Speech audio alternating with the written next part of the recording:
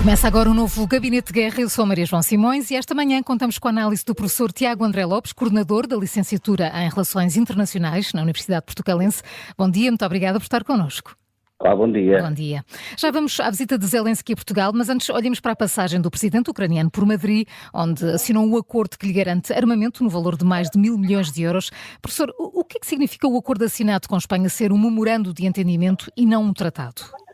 Ora, do ponto de vista jurídico, a diferença é que os memorandos de entendimento não geram obrigações, ou seja, se o próximo governo espanhol, ou mesmo o atual governo espanhol, alterar o entendimento que tem da prioridade deste conflito, pode facilmente sair do memorando de entendimento e não tem obrigações de maior quanto a ele. E, portanto, essa é uma fragilidade do acordo, porque depende sempre do entendimento político a manter-se estável e de não haver uma alteração política, e nós sabemos que o cenário político espanhol, até um pouco diferente do português, é mais instável neste momento, é mais fluido, e portanto este é um memorando de entendimento que é hipoteticamente a 10 anos, mas poderá ser um pouco mais curto. Zelensky é então esperado hoje em Lisboa, primeiro em São Bento, para uma reunião com o governo português, onde será assinado o acordo bilateral do compromisso de segurança. Tiago André Lopes, Portugal será o 11º país a assinar as garantias bilaterais desenhadas pelo G7, mas Japão e Estados Unidos ainda não assinaram essas mesmas garantias. Porquê?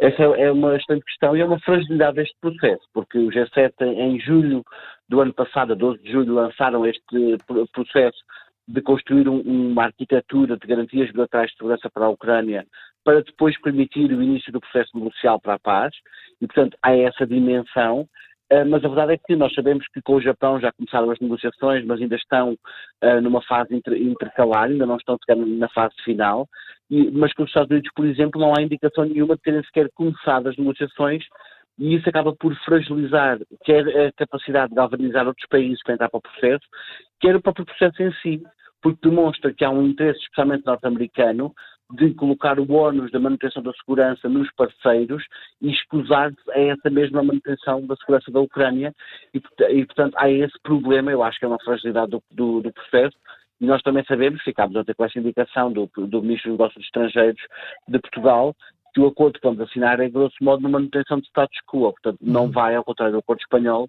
trazer novidade maior. Ao final da tarde, o presidente ucraniano segue para Belém, onde será recebido por Marcelo Rebelo de Sousa. Portanto, Zelensky não irá ao Parlamento português falar, não foi também ao Parlamento espanhol. Professor, por que razão mudou o estilo de intervenção política?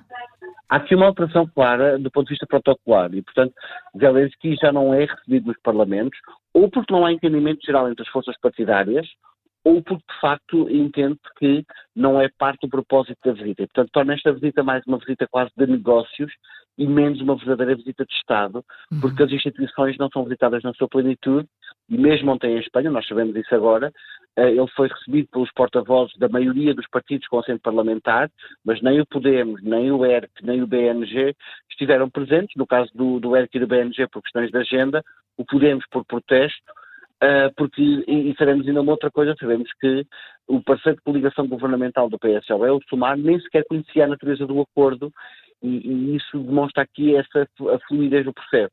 Depois há uma outra questão que é a imagem forte, o homem das palavras intensas que era Zelensky no começo do conflito. Ao longo do último ano, nós vimos isso esboroar-se um pouco, com vários pedidos de intervenção que Zelensky fez nos Oscars, em Cannes, a serem rejeitados, e portanto, há aqui essa questão, as visitas de Zelensky, curiosamente, são diplomaticamente cada vez menos uma prioridade para os Estados.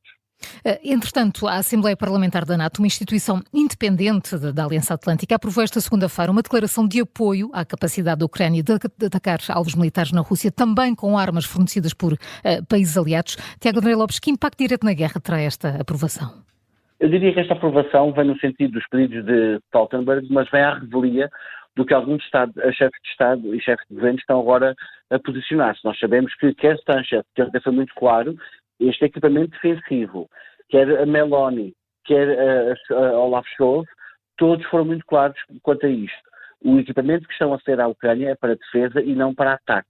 E, portanto, esta ideia de passar à ofensiva não só é perigosa, como até demonstra alguma incapacidade de aceitar a realidade atual do conflito. E, portanto, não se percebe. Há aqui uma outra dimensão que eu acho que é diplomaticamente perniciosa. Faz-me alguma confusão que Stoltenberg, que é um líder de saída, não esquecer que o secretário-geral irá mudar este ano, Sim. a estar a pedir para o conflito entrar numa fase mais agudizada da coisa, parece-me que é tão irresponsável quanto Boris Johnson, quando pressionou por um conflito de maior intensidade e depois o seu mandato terminou cedo demais. Vamos ao Médio Oriente. Israel diz que militares egípcios dispararam contra eles, levando que as IDF retribuíssem o fogo. Um militar egípcio terá morrido na sequência deste incidente. Professor, pouco usual. Sabemos mais alguma coisa sobre este episódio? Para já o que sabemos é que este episódio está a levar a um acirrar posições diplomáticas. O Egito exigiu explicações sobre o que aconteceu e não aceita esta narrativa da vitimização permanente de Israel, de que é sempre atacada por todos os lados, porque a verdade é que ontem Israel sofreu ataques vindos do Líbano, do Iraque, da Síria, porque nas últimas 48, 72 horas tem atacado um pouco em toda a latitude, e portanto tem atacado todos os seus vizinhos. Há aqui uma espécie de desgoverno da violência, desde que o Tribunal Internacional de Justiça pediu para haver uma paragem da mesma, e portanto esse é um problema. Pois nós sabemos também que a questão da abertura da passagem de Rafah continua a ser contenciosa, continua, aliás, a estar por abrir, e, portanto, vai ser difícil daqui para a frente perceber como é que isto vai funcionar, mas isto vai reforçar a ideia do Egito de se juntar à África do Sul, no caso contra Israel. Exatamente. Entretanto, o Hamas diz que se recusa a continuar as negociações depois dos últimos ataques a Rafah. Tiago André Lopes, era expectável esta posição, mas o que pode Israel fazer se sabemos que não vai parar a ofensiva no sul de Gaza? A única coisa que pode fazer é aquela que a Maria João já disse que não vai fazer, ou seja, só parando ou congelando parcialmente a ofensiva é que as negociações podem avançar, e aqui eu acho que vai ser muito difícil aos Estados Unidos saírem de forma graciosa disto. As imagens que nós vimos no domingo à noite, os relatos que nós vimos ontem, e uma condenação cada vez mais global ao conflito, tornam difícil e quase insustentável esta posição norte-americana de tentar desculpabilizar e minimizar o impacto daquilo que Israel está a fazer neste conflito. Ainda sobre Rafah, o enviado das Nações Unidas para o Médio Oriente, Thor Wensland, exigiu a Israel uma investigação completa e transparente depois do ataque que falávamos a um campo de refugiados no domingo. A professora, em resposta, o governo israelita prometeu de facto investigar o ataque que matou 2 funcionários do Hamas e outras 45 pessoas. É verdade, e inclusive a Netanyahu terá assumido ontem que foi um erro esse ataque, mas a verdade é que nesta fase este tipo de erros não podem estar a acontecer. Isto não é um conflito que começou há uma semana, este conflito tem 7 meses e está a ceifar vidas a uma velocidade assustadora, especialmente ainda para mais após o Tribunal Internacional de Justiça, volto a insistir nisto, ter aprovado com uma maioria avassaladora de 13 votos contra 2, uma injunção para se terminar com a incursão sobre Rafah, e logo a seguir o que nós tivemos foi o ataque não sobre uma, mas sobre 3 campos de refugiados, porque já tinha havido incursões em Jabalia e em Nuseirat, e portanto este tipo de actos vai, ponto 1, virar-se contra Israel, e portanto Israel está a tentar demonstrar que tem alguma preocupação, que depois é mais retórica do que concreta, e eu acho que do ponto de vista jurídico os próximos dias vão ser complexos para a diplomacia de Tel Aviv. Professor Tiago André Lopes, muito obrigada pela sua análise. É sempre um gosto contar consigo no Gabinete de Guerra. Um bom dia. Obrigado, eu.